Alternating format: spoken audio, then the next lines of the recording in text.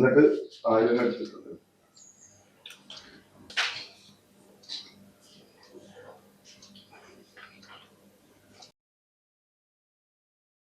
അല്ല മനുഷ്യ, നിങ്ങൾക്ക് പണിക്ക് പോയിക്കൂടെ?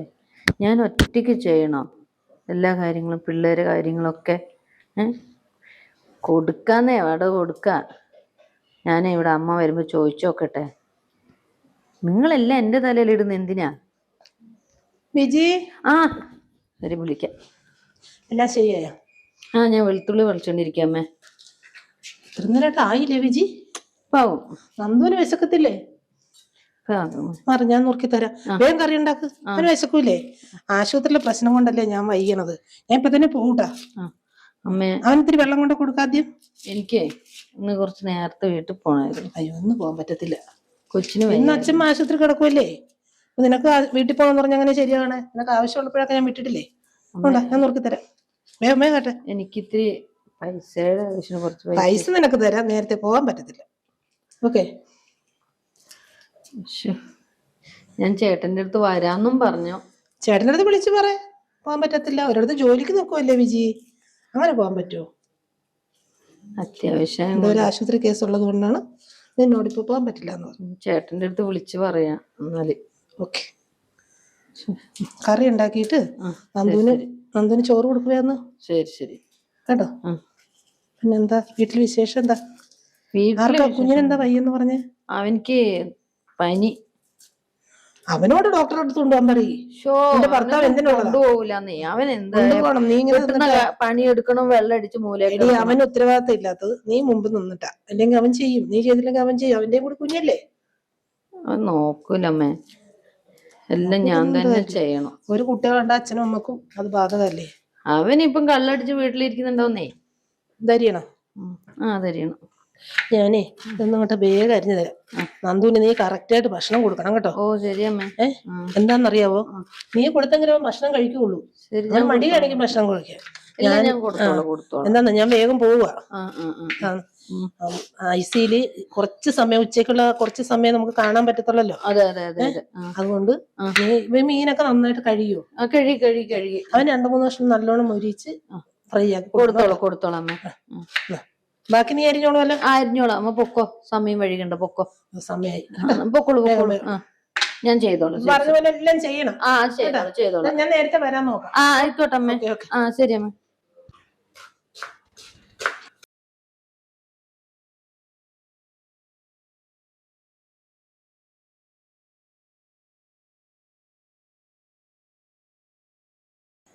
ചേച്ചി, ചേച്ചി, ഒരു ഗ്ലാസ് വെള്ളം തരുമോ? കൊണ്ടുവരാം. ഇപ്പം കൊണ്ടുവരാം.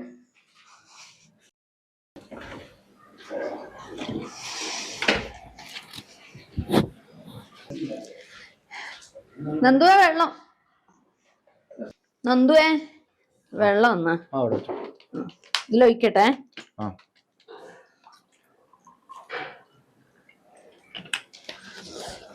അമ്മ എപ്പഴാ വരിക?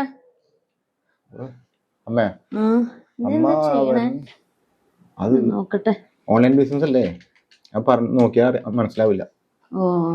കുറച്ചൊക്കെ എനിക്ക് മനസ്സിലാവും. എവിടെ എന്തുവാ നന്ദു ഇതൊക്കെ? ഫുൾ അലങ്കോലായി കിടക്കണല്ലോ. നിന്റെ റൂമല്ലേ? കഷ്ടം നന്ദുവേ. എന്തുവാ നന്ദു ഇതൊക്കെ ചെയ്തിട്ടുള്ളത്? നിന്റെ കിടക്കുന്ന റൂമല്ലടാ. കഷ്ടം കേട്ടോ. കോലം വെറുതെ അല്ല അമ്മ ഇങ്ങോട്ടൊന്നും കേറാത്ത. കേറിയപ്പോ കിട്ടുവാനെ.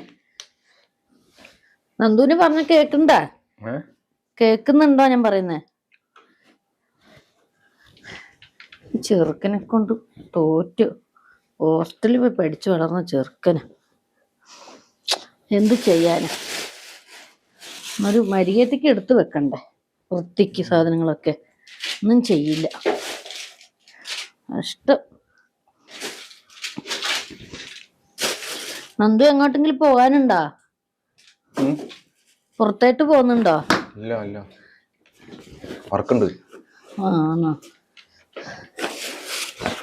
അമ്മേനൊന്ന് വിളിച്ചു നോക്കണേ.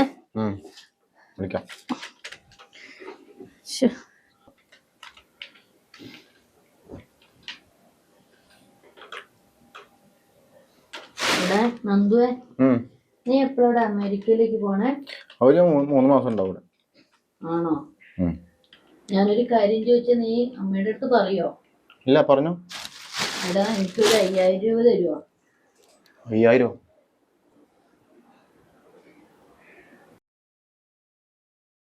നീ ഒന്നും പറഞ്ഞില്ലല്ലോ.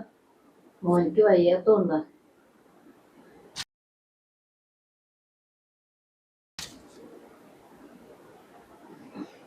എടാ നീ എന്തൊന്നും മിണ്ടാത്തെ?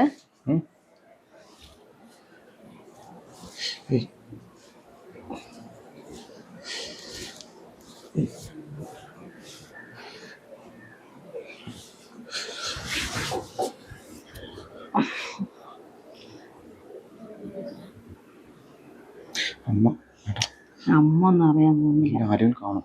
എല്ലാരും പറയണ്ട, നീ ആരുടെ അടുത്തും പറയണ്ട.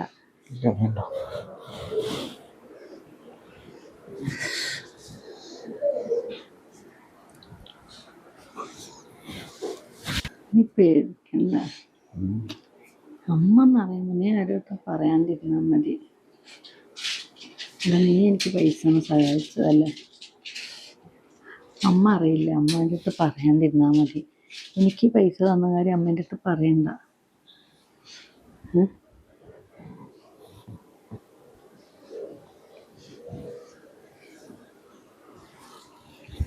അമ്മേൻ്റെ അടുത്ത് പറയണ്ട കേട്ടോ.